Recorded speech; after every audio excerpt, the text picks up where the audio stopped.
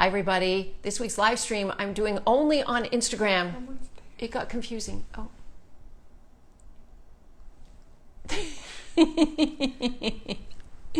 Waiting for everybody to come on board. Hello, people are coming on. This week I am doing my live stream only on Instagram because it got a little confusing with the audio last week, right? Doing it on all the other social medias at the same time, social media platforms, and figuring out which audio to use. And I know you guys were complaining there was an echo, etc. So tonight it's private, just you and me. And we are also going to have a very special guest, a friend of mine, Carmelia, who is a world-renowned matchmaker. She's going to tell you a little bit. Hello, say hello to me and tell me where you are, where you're watching from. It's always nice to see that people are all over the world sometimes watching the live streams. We're going to be talking with one of the world's renowned matchmakers about how she figures people are a good fit and why matchmakers are still in business despite all the dating apps out there, why they're doing so well in business. And I think she's coming. Oh, she's not coming on yet. We're going to wait for her to request. I don't know how to text her at the same time. Hello, how are you? From SoCal. Hello, North Carolina. Wow, it's later for you. Okay, there's Carmelia. Carmelia, now you're going to request to join, and she's going to come on board. There she is. Click on her. She's 17. She's my teenager. That's how she makes her allowance. There she is. Hi, Carmelia. How are you? I'm super great. Now, here's the problem, Jones. I can't hear her if I'm wearing this microphone. There's no audio because I was using the audio from StreamYard. So I think we might have to take my mic undone. Now let's see if I can hear her. Hi. Hello. Oh, so much better. Hi. Yeah, for some reason, when I use a separate mic, it doesn't work for you. So can you make your shot a little wider so I can see more than your lips and nose? Because on my shot, it's so super close up that I don't You know what? I gotta tell you something with these lives. With these lives, it's like my face is straight up and you are like, I'm putting the camera so far behind, but I think it's like a glitch of some sort. Do you only see part of my face too? No, I see your whole face. I can send you a stream. I see your whole face. But all I see from you is like the nose down. Okay, yeah, can you show Wendy what it looks like? And hello, everyone. And I'm in Los Angeles. Carmelia is in Toronto, right? Yes, I'm in Toronto, Canada. And you know that here, so I'm going to move back. So scoot your chair back and see what happens. I'm way back here. Wow, that's interesting. Because I know see the perspective looks really weird. Let's see it. I'm in Los Angeles. Carmelia is in Toronto. Yes, I'm in Toronto. There's our recording. So scoot your chair back. Okay. I'm way back here. See how we can't see your whole face? Interesting. I know, that's what I'm saying. Can you fix it for me? How come you can't see this in the video? Okay, but you have to see my perspective on my camera shows us completely in frame. That's interesting, but not on how it's on mine. You're cut off. What's the delay? Oh wow, the delay is a long time. Okay. Isn't it funny that these live streams, if people watch them as a recording later, they have to waste 5 minutes watching us get set up with audio. You can turn off that. Is my head cut off? Delayed. Can you turn off the other audio? We're hearing an echo. Can you go on the other side? Yeah. Okay. So let's see. I'm gonna just set it up again a little bit. My viewers are saying you just need to move back further. There you are. There you are. You just need to move further back. Oh, no. Come in the center of the frame. There we are. Okay. The only issue is you're so far. My phone is so far away from you, but I hope you hear my audio. We hear your audio perfectly. Anyway, and I'm putting a pillow because I have a shorter skirt. So. Somebody says you aren't live. What do they mean by that? On YouTube. No, I did not do the live stream on all my other platforms tonight. We're just doing an Instagram live. It's kind of a new experiment, so it's a special just for people on Instagram. So, Carmelia, yes. I introduced you as one of the world's top matchmakers, and the first question I have before I get into my questions, make sure you promote everything you're working on right now. You are the host of Oh my gosh. So right now I help private clients. So most of my clients are busy entrepreneurs, some celebrities, influencers, a lot of corporate executives. What's common theme for my clients is they're picky, they're busy, and they want to find love. So this probably describes a whole lot of people that you know. My Go ahead. first question is, how is it in the era of dating apps where somebody can be exposed to potentially thousands of new mates with just a thumb swipe away? How is it that the business of matchmaking is still so popular? The business of matchmaking? Well, again, some people just dread online dating. The idea and thought of having to put themselves out there. That's one consideration, is they're putting themselves out there, and they're worried that their kids or their coworkers or their family members are like, they just have this judgment or fear of judgment. And which is why, Wendy, it was so refreshing for me to know that you were comfortable to put yourself out there as much of a public figure that you are. So many of my clients are concerned of the judgment. So that is one of the things.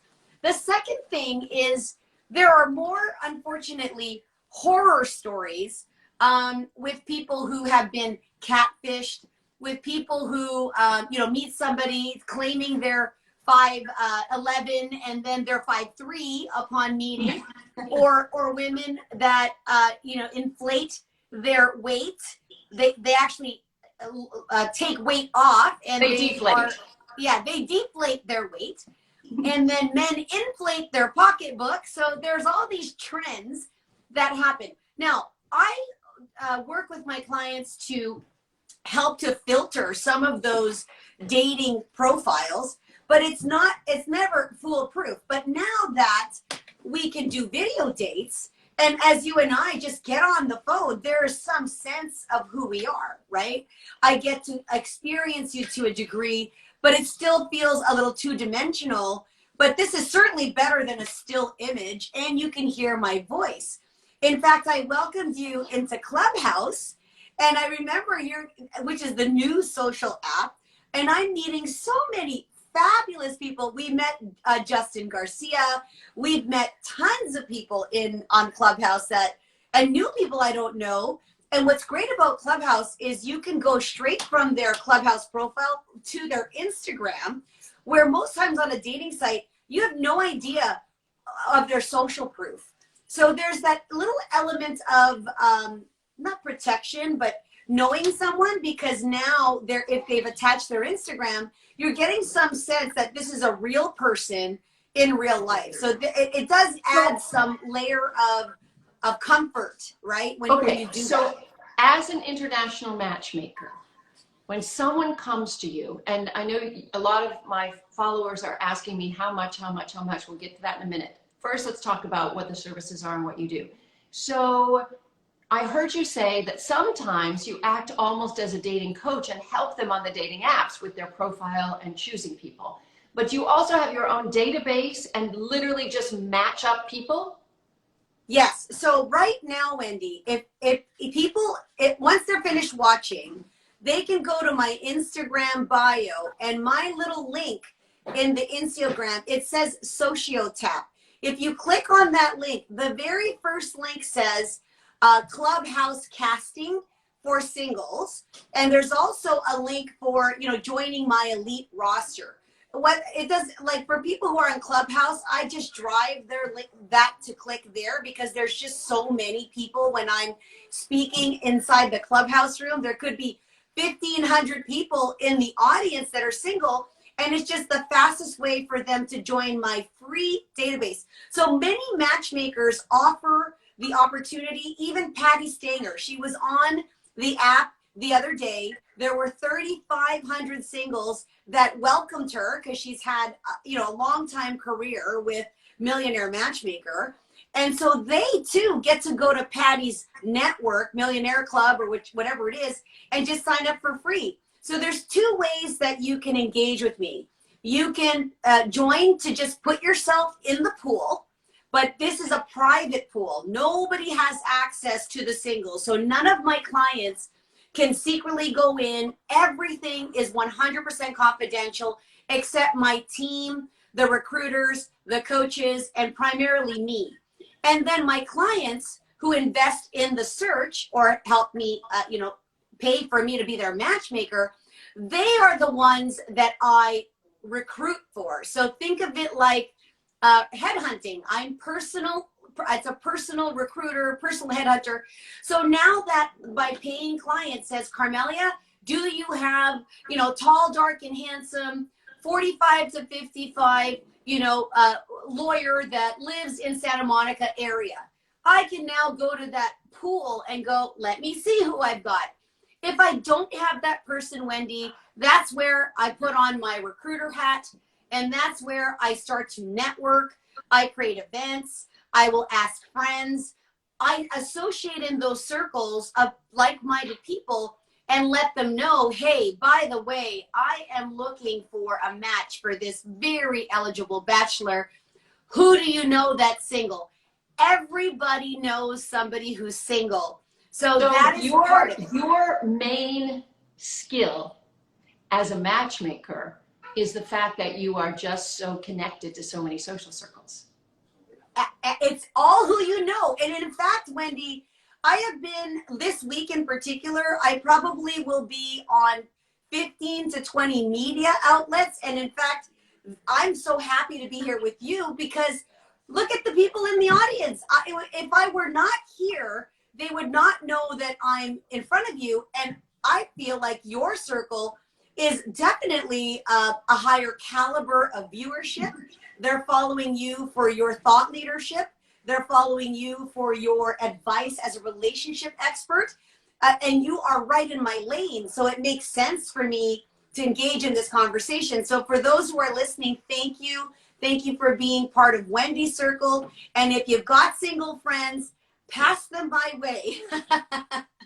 Okay, so Carmelia Ray, I want to tell you that my viewers are asking if you're single. The answer is no, right? I don't. Yeah, and a little back. I am in a blended family, so my older kids are from my first husband, and my daughter's 22. My son is 16. I think your kids they were at the same age. Yeah, mine are 22 and 17. Right, so very close, 22 and 16, and I have a girl and a boy. And then my youngest, I had my youngest daughter at 44. So at 48, I have a 4-year-old, and that's with my current partner. And so he is the step parent to my older kids, and we have our younger daughter. So I'm a mom of 3, very busy. Wow. And how many marriages do you think you're responsible for? I grew up in the dating industry, so I worked for a matchmaking agency from 1992 to 2010. So in that time frame, I literally have spoken to over 60,000 singles. Why I know this, Wendy, is I used to work in a call center. So my phone room was responsible for booking appointments, and we booked appointments in the hundreds. So every morning, 40 hours a week, I was on the phone. This is before Facebook and social media and the internet. In fact, Match.com started in 1995, and I used to contact people who filled out a form in the mail. Do you remember when people would get things in the mail? I kind of remember that. Yeah, we don't do anything in the mail anymore. Now it's all email and digital marketing, and there's no paper trail anymore.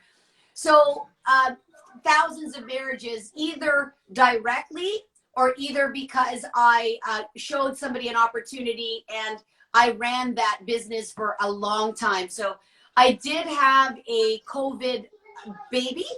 One of my clients who got married in 2018, I got a text in June of 2020, and it was a photo of a baby boy, and it said, "Hey, Carm, meet my son." And it was from one of my former clients, and I thought that was fabulous.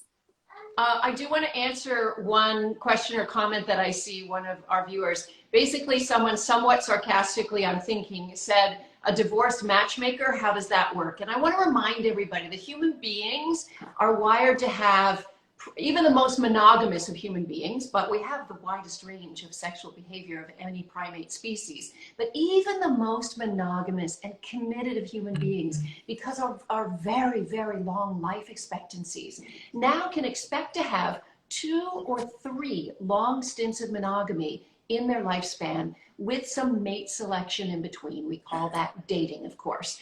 And so what is very normal is, you know, like, Carmelia had a baby at the age of 44. Now, when our hunter-gatherer ancestors, people were finished living at that point, right? Life expectancy around 1900 was around the age of 37 to 40, right? So people didn't even live that long. So it's like we're all being given the gift of a second life. And this idea of till death do us part was really invented by patriarchy, by farming, by religion, but that is not normal for our species. What's normal for our species actually is to live in villages of multi-generational related people who are cooperative breeders who help out with the kids. So Carmelia's life experience, like my relationship life experience, is very normal in the sense that we have the widest range of sexual behavior of any primate species. Now, having said that, there are a lot of people walking around who have experienced divorce who somehow use the term that they had a failed marriage. I do not believe that there is any such thing as a failed relationship or a failed marriage, as long as you learned something and you grew. And a relationship is over when you stopped growing, right? I would love to chime in on that. And I'm totally okay being a divorced matchmaker. And, you know, people don't know my life path. I married my child, not even a childhood. I married young. I was 26 when I had my daughter. I had no idea how to choose a partner. I grew up in matchmaking in 1992. So I had been working for 4 years in the industry, just learning about relationships. I had no idea about relationships when I chose my partner.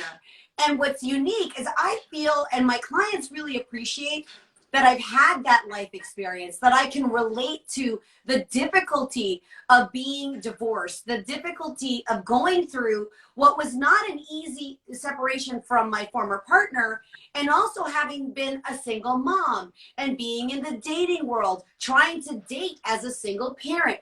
I mean, there are so many things that I can support my clients with because I had that experience. So I'm not a quarterback, what is that? An armchair quarterback coach where you're, you know, throwing plays from the couch. I was in the actual, game. And so I have no regrets about the life choice, and so happy that I saw early to end that relationship because it wasn't healthy for either of us. So I am not concerned about being divorced. I think it actually puts me in a much better position to support people, given that I understand that pain point.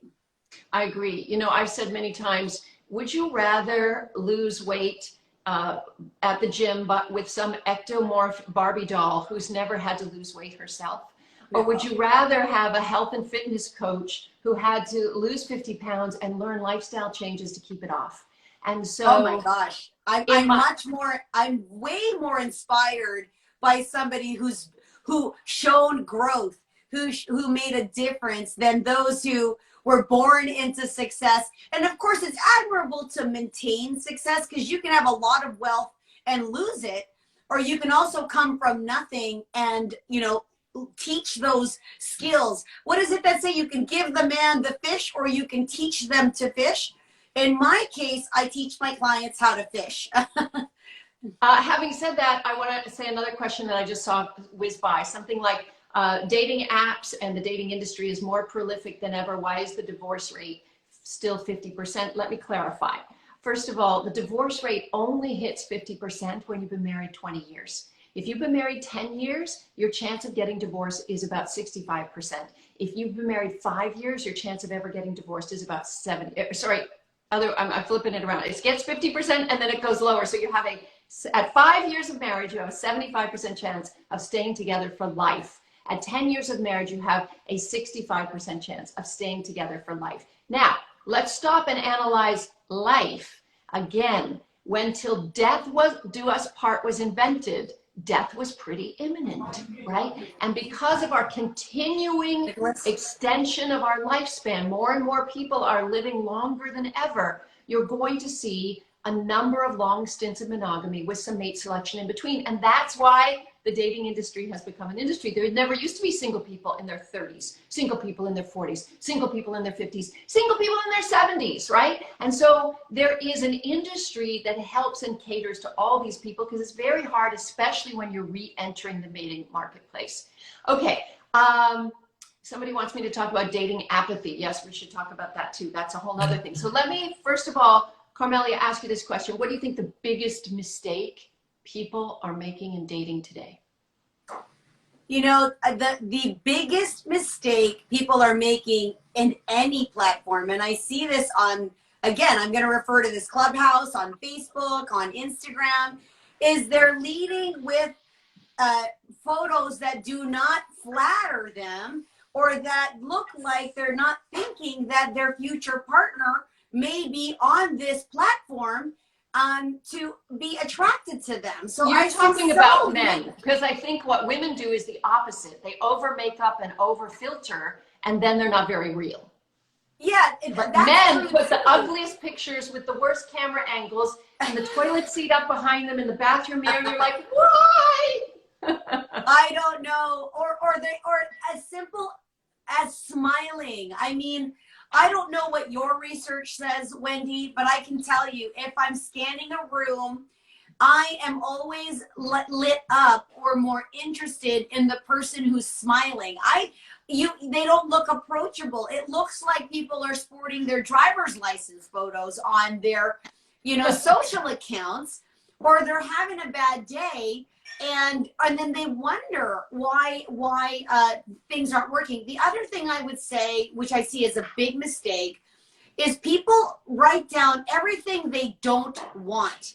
Rather than saying, this is what I want in a partner, they say, I don't want a smoker, I don't want a cheater, I don't want a bum, I don't want somebody who lives in this part of town. And it just comes off as extremely negative.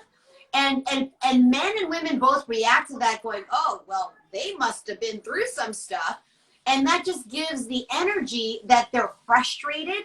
Even if you're frustrated, you don't want to lead with that frustration. People will just swipe left and move on.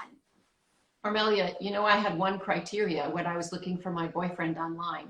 It was somebody who would literally accept me with my big mouth and my quick brain, because a lot of men did not like that. So I had a sweatshirt made that literally said, I'm not for everyone.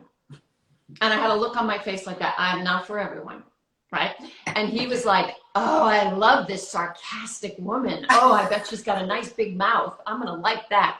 And because he was raised by a very strong single mother, and that's what he knows is attractive in women.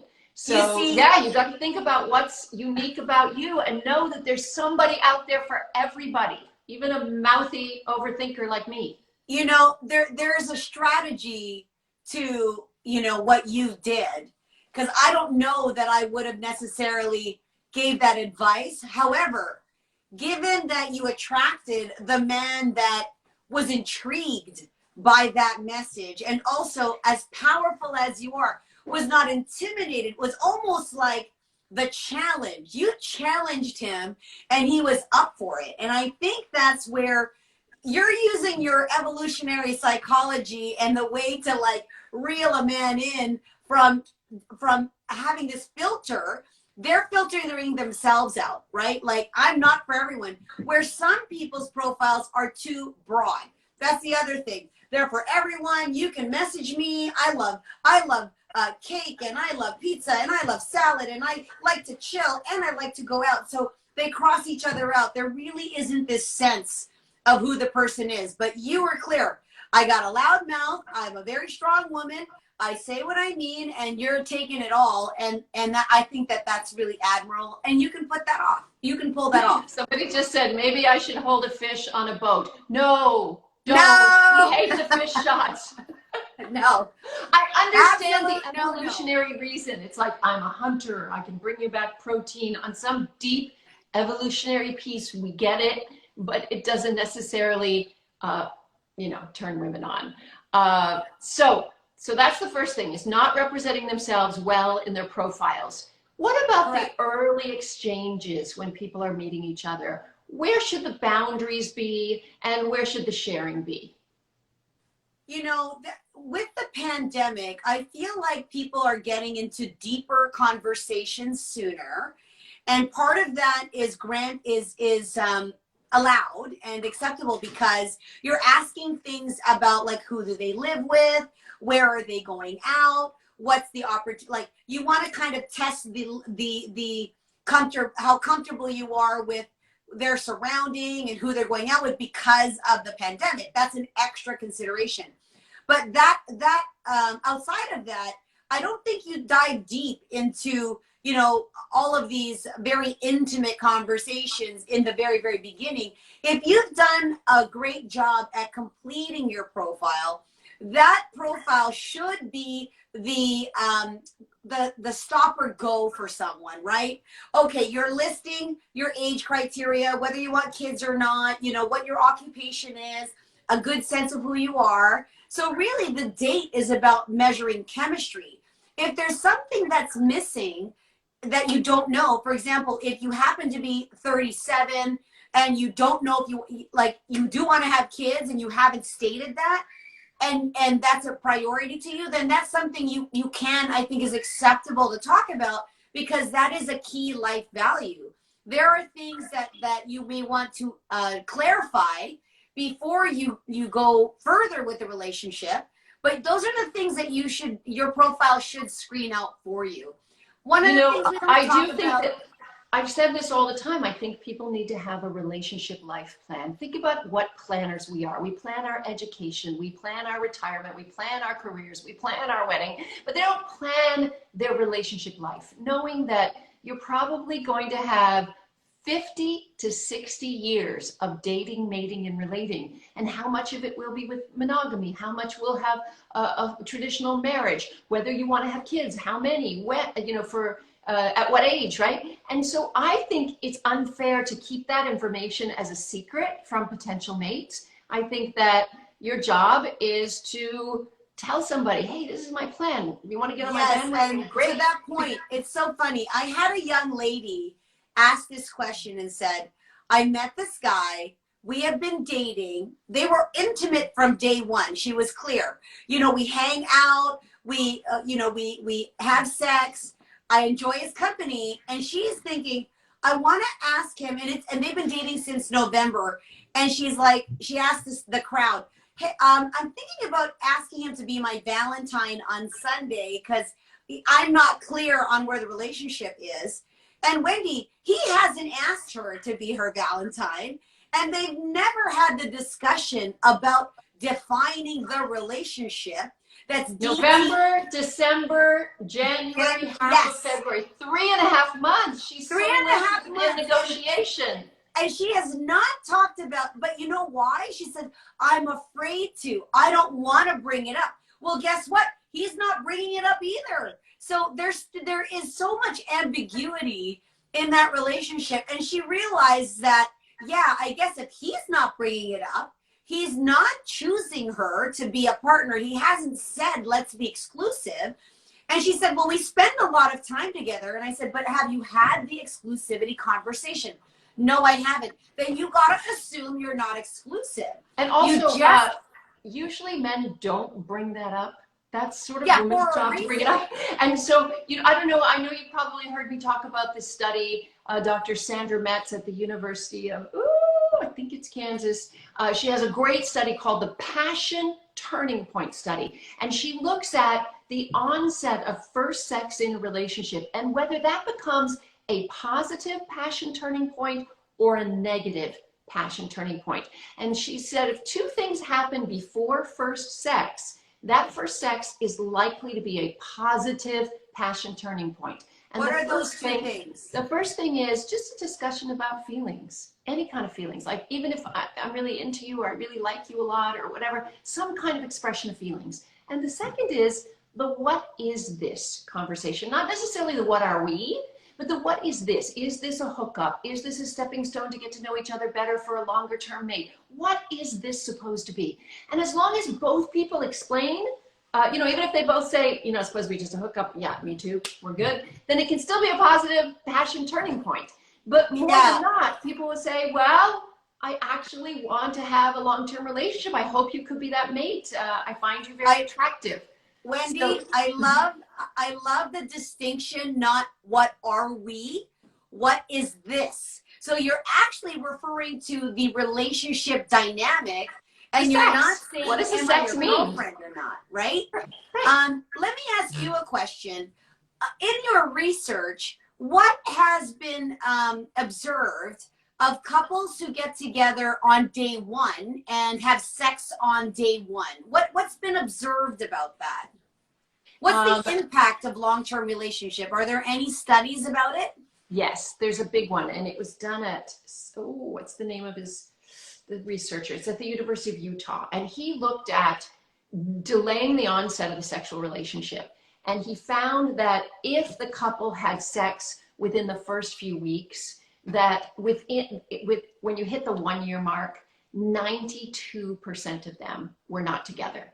92%. If they delayed it only to 3 months, so they spent a few months getting to know each other, talking, if they hit the 90-day mark, they actually had a 1 in 4 chance they would be together 1 year later. So what happens is, the reason behind this is nothing moral about whether to wait for sex or not. Look, if you want to have fun and pleasure, sex can be used as a stress reducer and for pleasure, and knock yourself out, you do safe sex, put on a condom, and have fun. However, if you're looking for a long-term mate, what keeps relationships together isn't lust. It is always the emotional intimacy. And what happens when you start having sex first before building the emotional intimacy is the brain kind of can't tolerate 2 levels of intimacy at the same time. It has to recoil from one or another.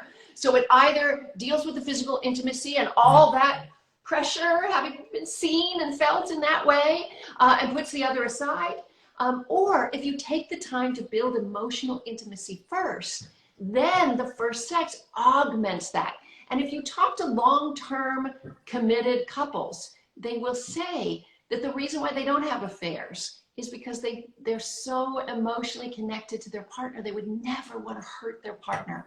So the big glue in love is emotions. And in fact, even if you look at research, and I think Dr. Justin Garcia from the Kinsey Institute said this on my radio show once, his research shows that when couples are struggling sexually, when they've been together a long time and either they have a low desire, high desire dynamic, somebody wants it, somebody doesn't, or they just become sexless altogether.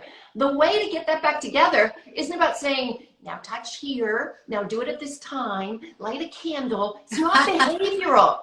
It's about growing the emotional bond. And by growing the emotional bond, you actually raise the physical arousal. I love that. And I think it's really important knowing the statistics. This is research. This is science. This is proven. If you know that, then I would think often we're not thinking when we're, involved in those deep intimacies. Let me ask you, if you made that poor judgment, either because of alcohol or you were in the moment, can you then take that back and say, wow, I did not mean to go there. Let's develop a deeper intimacy and delay that. Do you think you can take it back? Well, I think the most important word I just heard out of your mouth is, can you say? And the answer is, can you communicate about your feelings, about the experience? Because that in itself is growing intimacy. Do you have the ability to say, you know what, that was really fun, but I'm feeling afraid because I really want to develop something more meaningful than just sex. And I wish it hadn't happened so fast because I really want to take time to get to know you. Speaking of which, men will often say that because men fall in love not through, women will often fall in love through sex because their bodies emit so much oxytocin. But men fall in love through norepinephrine. And norepinephrine is the love neural hormone that takes time to build in men. So what happens in the early stages of a relationship is men will have sex, and yes, their bodies will emit some oxytocin, the good bonding hormone as well. But it is trumped and blunted by the impact of testosterone. So that's why men will have sex very quickly with a woman because they have such high testosterone, and then they will almost like want to get rid of her. Like it's just, they're not even bonded at all. Whereas if they're given the time to court and the time to date, they start to build up norepinephrine, which starts to bring those feelings of love. Yes. Is that why, Wendy, is it true, I've heard, and you can correct me, that men generally have a harder time in breakup when there's a serious breakup? Is there a different way that men process this breakup than women that makes it more difficult? Yes, but it's not because of the neurohormones. It's because, first of all, I'll tell you that all genders, once they're in love, so at the beginning, they get these big hits of neurohormones that make them so excited and it feels so good. And just like taking any other drug, you want to have more and more and more of it. But after a while, whether you're taking a drug or having sex with somebody, your brain gets accustomed to it and its effect wears off. And so drug addicts, former drug addicts will report that after a while, they weren't even enjoying the drug, but that the withdrawal, the pain of withdrawal was so great, they couldn't give up the drug. And that is exactly the same as love. So after a while, it may start to feel boring if you're not doing the things you need to do, which is add novelty to your relationship. But the breakup, the withdrawal pain is just so enormous. Now, the reason why men and women experience it differently is because men tend to put all their emotional eggs in one basket with their partner, with their intimate partner, whereas women have so much social support. We have so many girlfriends, we have sisters, we have colleagues, we tell even people we work with all about our love lives, right? We have so much social support that we can easily swing to somebody else, a shoulder to lean on emotionally, whereas men often suffer alone and they take their feelings of loss and pain and try to suppress it with alcohol. You know, they're more likely to use alcohol in a breakup. So Wendy, how important is it for human beings, for people who are selecting partners, know what their attachment style is? Is that almost a must criteria? Can you share your thoughts on that? You know, I am so happy to see that the words attachment style have entered the lexicon of mass culture. I've been studying attachment for 20 years and I've written about it in my books and nobody picked it up in a huge way until this year for some reason. It's fascinating. And so everyone, I think, so our romantic attachment style is partly genetic predisposition and partly how those genes were attended to in our early life. Whether our early life attachments with caregivers were filled with feelings of security or feelings of loss or criticism or abandonment or abuse or whatever. We then form what we call a working model of love in our head, an idea of this is what love is. Then we go out into our adult romantic lives and we try to find somebody who will make us feel that way. So even if love was filled with pain and loss and criticism and abuse, we will find partners who will make us feel that way because that's what we think love is. You will hear people all the time say, I know it's love because I feel it in my stomach. I have such butterflies. Ladies, that is not butterflies. That is anxiety. Those are neurohormones telling you to walk away. When you feel good love, you feel calm. You feel peace. You feel secure. You feel relaxed. That's what love is supposed to feel like. So yes, it's incumbent on everybody to understand their own attachment style because it can be changed across the lifespan. Let me ask you this. Why is it that so many people are looking for that, oh, I just don't feel those, exactly what you're saying, those butterflies, but he ticks all the boxes. At what point should someone not necessarily discount, but I'm hearing so many of my clients saying, I don't know, I'm not sure. It's like they've lost their ability to make a decision or choice about a partner because it's not fairy tale romance, or they could be comparing it to some fantasy of what a relationship looks like. So what do you think is the best decision? Like, what should they be relying on in choosing a partner if they're not super sexually attracted, but the person's a good person, but they're just not feeling that, you know, whatever it is they're looking for? Do you think that's partially because of their view of what love looks like? Yes, so it depends on what their relationship track record look like, right? If they're going through a lot of painful breakups, if they're in roller coaster relationships, they're dating people who abandon them or make them feel sad or what have you. If that's their relationship track record, then they need to change their pattern. You know, there's a common denominator in every one of their relationships, and it's them. So that's the first thing to consider is like what the patterns were. But secondly, sad to say, when people have an anxious attachment style, it is often commingled with their sexual arousal systems. So they literally become most aroused by the people who will hurt them the most. So retraining their bodies to be aroused by people who are kind and loving and secure actually takes work and practice. Now, here's the great thing about human sexuality. While we can't change someone's sexual orientation, we can add to the menu. So the answer is, if somebody says, you know, and I hear this all the time by successful alpha women, I mean, he says he's everything on paper, but he's just too nice. When I hear too nice, I go, what is wrong with you? Nice is what you want, right? So the answer is to explore physical intimacy with them.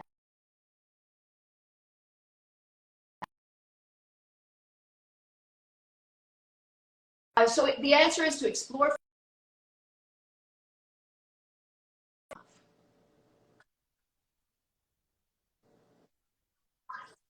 I know. What happened was my wonderful boyfriend called in. He forgot that I was doing a live stream. Maybe plug my phone in if we have a No, battery. we should wrap up. I want to make sure that you promote what we're doing on Sunday Oh, and yes. promote Okay. your website and everything. Okay, and the big question they're all asking over and over and over is how much is matchmaking? So Okay. So I offer a full range of services. Anybody who's interested in working with me, I can work with them as a coach. I have love coaches. We can pimp somebody's profile, as I like it, do a profile makeover. We have writing services to rewrite your profile. You know how important it is, Wendy, to make sure you're putting your best foot forward.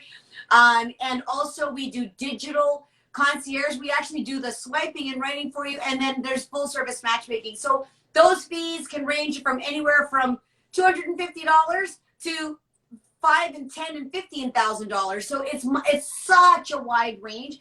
It's free to join the database. There's absolutely no cost to inquire. And just like I'm doing with Wendy, I don't work with everyone. I work with people I know that I can support. And I encourage everybody on this call to go ahead and at least get your foot in there, just like you're going to a dating site. The difference is you're not public. I will have my eyes on it, and I collaborate with multiple matchmakers. So even if I don't have your match, matchmakers are constantly coming to me because they know I'm very well connected and said, do you have someone for my new lovely client? For example, Bonnie Winston is another celebrity matchmaker based in New York. She said, I have a lovely Jewish man. He's 40. He's in LA. He's looking for this, and this. So she's coming to me asking me who I have. And I'm like, oh, okay, well, I have a New York gal, and she is this, and this. So this is how you get into the network. But matchmaking is an investment. It is thousands of dollars to join, but it is the most important career choice you're going to make. I'm quoting Sheryl Sandberg, the most important career choice you make is the person you marry. And moving on to Saturday. Saturday, I invited Wendy, Justin Garcia, Bonnie Winston. Wait, isn't it Sunday, Valentine's Day? Yeah, Valentine's Day. You said Saturday. It's Sunday. It is. Do you have plans on Sunday? If it's Saturday, I'll do lunch with you. No. Saturday. I heard you just said we're meeting on Saturday. We're not. We're meeting on Sunday, Valentine's Day. Okay. Sunday brunch. If you can check your schedule. If not, I'll do the Saturday with you because I want to work on your schedule. No. Sunday at 12 is when I'm good. Sunday at 12, we're having a celebrity matchmaker brunch, and Wendy's included. It is on Clubhouse. But I want to figure out how we can do it in video too, but I haven't figured that part out. Right now it's on Clubhouse. And we're having brunch theoretically on the app, and we're answering questions. Could do Instagram Live at the same time on your Instagram. I think we could. We would do this the same way. You set up your Instagram Live, and I will ask to join you as a guest. Okay, cool. And so that we'll have that video while we're on Clubhouse. Yeah, we'll literally have brunch. Yes, exactly. We just have to be careful about the double audio. I'm trying to figure out how that is going to work. Yeah, and I So the love audio coming StreamYard. in. I love StreamYard too. That's a great platform. It's Yeah, so great. StreamYard's a good one. And by the way, Wendy, I launched a digital matchmaking school called the Matchmaking Academy. So for all of you people who are thinking, what's a fun career to work in? Or maybe you want your side hustle or just want a chance to learn. Maybe you're a natural matchmaker. Now you can help your friends physically do matchmaking and make it a business. I've known so many people that have always asked me, how do I become a matchmaker? So during the pandemic, I created a school for that so you can be certified as a matchmaker. And that website is matchmakingacademy.com.